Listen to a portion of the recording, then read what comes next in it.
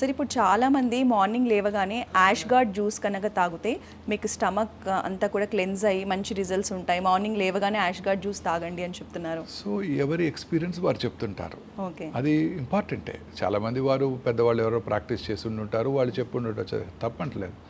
ఈ ash gourd బూడిద గుమ్మడికాయ అనేది ఒక అద్భుతమైన ఔషధం. మీరు కూడా వినే ఉంటారు, సద్గురు కూడా అదే చెప్తున్నారు. ఈ యాష్ గార్డు ఒక పాజిటివ్ హెల్త్ని ప్రమోట్ చేస్తుందంటారు ఆయన. ఓకే, సో నథింగ్ రాంగ్, చాలా కరెక్ట్. అది కూడా అన్ని ఫుడ్ ఐటమ్స్ కూడా మనం సరి అయిన దీంట్లో తీసుకున్నట్టయితే, పాలలో తీసుకున్నట్టయితే మనకి చాలా యూస్ఫుల్గా ఉంటాయి. ఒకటి వెరీ సింపుల్ మేడం, మన బాడీకి కార్బోహైడ్రేట్స్ కావాలి, ఫ్యాట్స్ కావాలి, ప్రోటీన్ కావాలి, అన్నీ తీసుకోవాలి మనం సమపాళ్లలో. ఏదైనా సరే సమపాళ్లలో 50% మన రిక్వైర్మెంట్ కార్బోహైడ్రేట్ ద్వారా తీసుకోవాలి, 30% ప్రోటీను, 20% హెల్దీ ఫ్యాట్స్. ప్రతిదీ హెల్దీగా తీసుకోవాలి. కార్బోహైడ్రేట్స్ అంటే ఏంటంటే ర్యాపిడ్గా కార్బోహైడ్రేట్ షుగర్ పెరిగేవైతే మన గ్లూకోజ్ స్పైక్స్ వస్తాయి, ఇన్సులిన్ రెసిస్టెన్స్ డెవలప్ అవుతుంది, షుగర్ వచ్చే అవకాశాలు ఉంటాయి. అందుకే అన్ని బ్యాలెన్స్డ్. ఫ్రూట్స్ కూడా ఫ్రూట్స్ ఒక్కటే తీసుకోకండి అంటున్నారు. ఫ్రూట్స్తో పాటు కొంచెం curd, nuts. Fruits mainly carbohydrate కదండి, దాంతోపాటు కొంత ప్రోటీను, నట్స్లో ఉండే హెల్దీ ఫ్యాట్స్ కూడా హెల్దీ ఫ్యాట్స్ తీసుకోవడం బెటర్. హెల్దీ ఫ్యాట్స్ అంటే మనకి ప్లాంట్ బేస్డ్ ఫ్యాట్స్. ప్రోటీన్ కూడా healthy protein, plant based protein, లేదా సీ ఫిష్, వీటిలో ఒమేగా 3 ఫ్యాటీ యాసిడ్స్ ఎక్కువగా ఉంటాయి. సో అలాగే వీటిని లీన్ ఫ్యాట్స్ అని కూడా అంటుంటారు.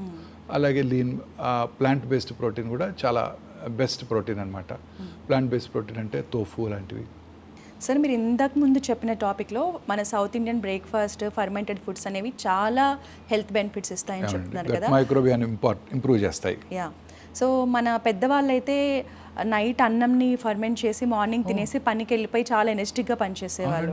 సో ఇప్పుడు చాలా మంది సెలబ్రిటీస్ కూడా ఫర్మెంటెడ్ రైస్ని ప్రిఫర్ చేస్తున్నారు. చాలా కాలం నేను అవి కూడా తీసుకుంటాను. మార్నింగ్ నైట్ టైం వాటిని పెరుగు పాలలో తోడేసి మార్నింగ్ చక్కగా పెరుగన్నం. సమ్మర్లో చాలా యూస్ఫుల్గా ఉంటుంది, చక్కగా ఉంటుంది.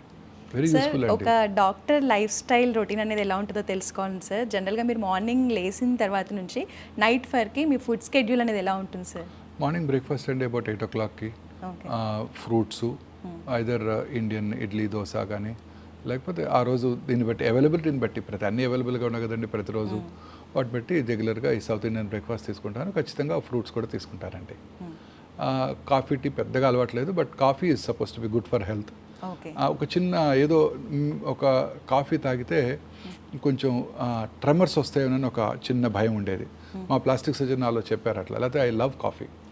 ఆ ప్లాస్టిక్ సర్జన్ చెప్పారు, కాఫీ ఎక్కువగా తీసుకుంటే ట్రెమర్స్ వస్తాయి, నువ్వు సర్జన్వి కాబట్టి ఆబ్వియస్గా కనబడతాయి. మేము చేసేది లాప్రోస్కోపిక్ సర్జరీ, పెద్ద స్క్రీన్ మీద కొంచెం చిన్న ట్రెమర్ ఉన్నా ఆబ్వియస్గా ఇలా కనబడుతుంటుంది అనమాట.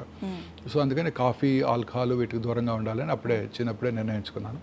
సో అందువల్ల రెగ్యులర్గా తీసుకోలేదు, బట్ సండే ఖచ్చితంగా కాఫీ తాగుతాను. 1 or 2 కాఫీ తీసుకుంటాను. ఇప్పుడు కాఫీ వలన చాలా యూస్ఫుల్గా ఉంటుంది. కాఫీ వలన హార్ట్ అటాక్స్ వచ్చే అవకాశాలు తక్కువగా ఉంటాయి. కాఫీ వలన క్యాన్సర్ వచ్చే అవకాశాలు కూడా తగ్గుతాయని అనేక అధ్యయనాలు చెప్తున్నాయి.